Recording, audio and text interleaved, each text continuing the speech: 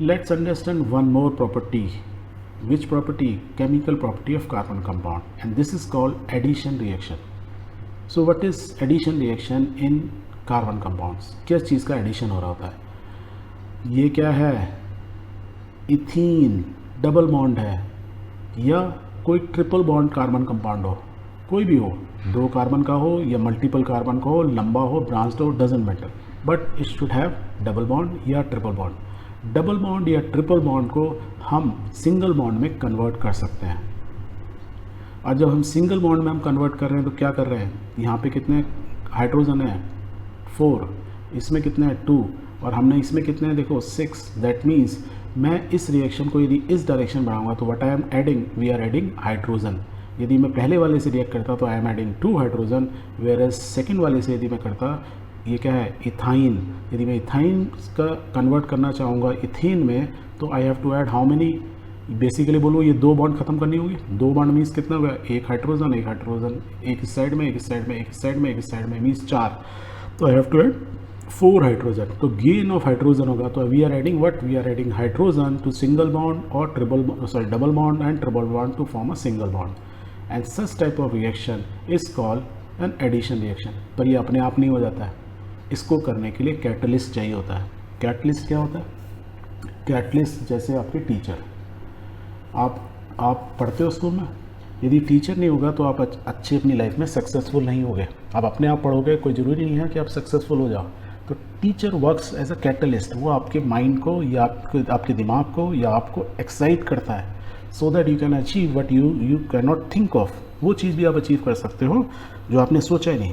तो इसलिए बोलते हैं आपको सक्सेस होना लाइफ में, गुरु होना बहुत ज़रूरी है। ठीक है?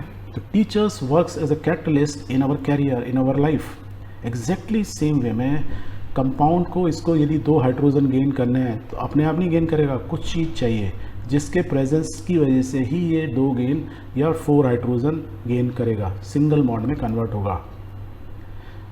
तो कैटलिस्ट की डेफिनेशन होती है are the substance that causes the reaction to occur. वो रिएक्शन तभी होगा और proceed at a different rate, means इधर से इधर जाएगा, मीन्स उसका कैटलिस्ट है, मीन्स उसकी रेट ऑफ रिएक्शन बढ़ जाएगी। तो कैटलिस्ट की वजह से या तो रिएक्शन होगा या उसका रेट ऑफ रिएक्शन बढ़ जाएगा। And such substance are called catalyst. Without these things the reaction itself being affected, इनके बिना या तो रिएक्शन स्टार्ट ही नहीं होगा या रिएक्शन की स्पीड ही नहीं बढ़ेगी। जैसे यदि स्टेडियम के अंदर आपके पेरेंट्स प्रेजेंट हैं तो they work as a catalyst for you. आप यदि रेसिंग में या स्पोर्ट्स में टेक पार्ट कर रहे हैं और आपके पेरेंट्स ने क्लैप करना शुरू किया तो you will be suddenly energised. That means they have worked as a catalyst. So your rate of doing और रेट ऑफ प्लेइंग या आपकी इफिशिएंसी सडनली इंप्रूव हो जाएगी। So your parents are working as a catalyst when you are playing in a stadium. वो भी एक catalyst की तरह काम करते हैं एग्जैक्टली सेम वे में।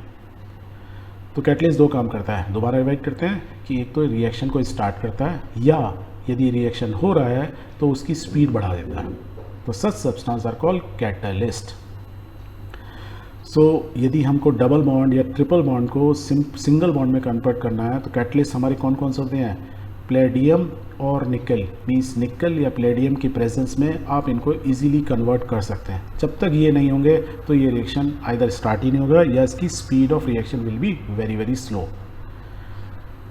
और इस टाइप के रिएक्शन को जहाँ एडिशन ऑफ हाइड्रोजन हो रहा है तो we say hydrogenation, double bond triple bond single bond में करने, again of hydrogen is called hydrogenation. Hydrogenation of vegetable oils आपने बहुत सुना होगा। आप यदि घर में तेल रख दो, खाने का तेल, राइट, खाने वाला एडिबल ऑयल, वेजिटेबल ऑयल, तो उसमें बदबू आने लगती है। क्यों होने लगती है? क्योंकि हाइड्रोजीनेशन हो गया। हाइड्रोजीनेशन क्यों हो गया? Means it has already gain. तो वो डबल या ट्रिपल बॉन्ड था वो सिंगल बॉन्ड में कन्वर्ट होने लगा है। It is gaining hydrogen from the atmosphere.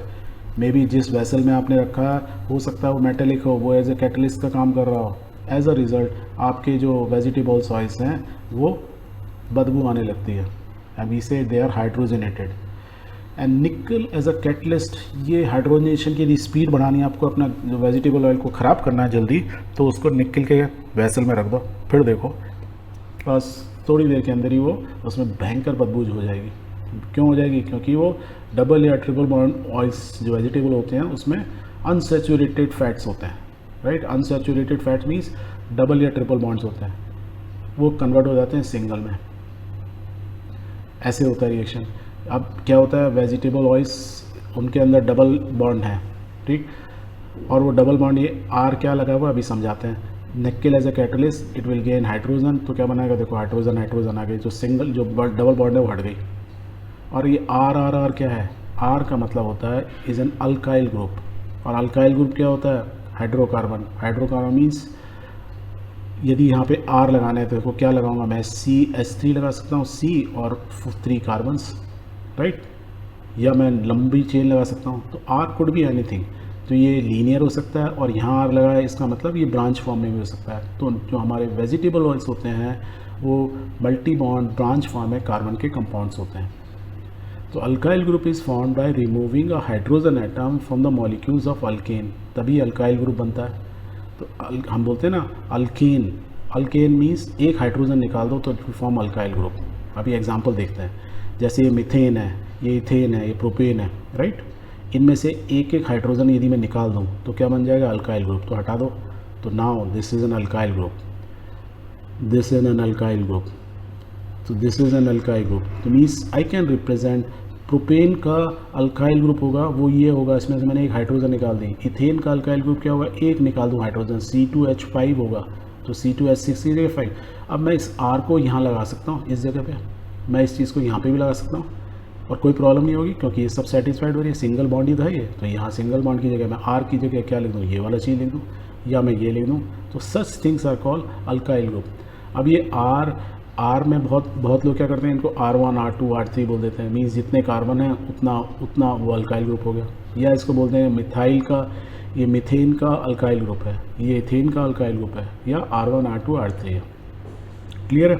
Okay, so I can say it's a methyl group, ethyl group या प्रोपाइल ग्रुप।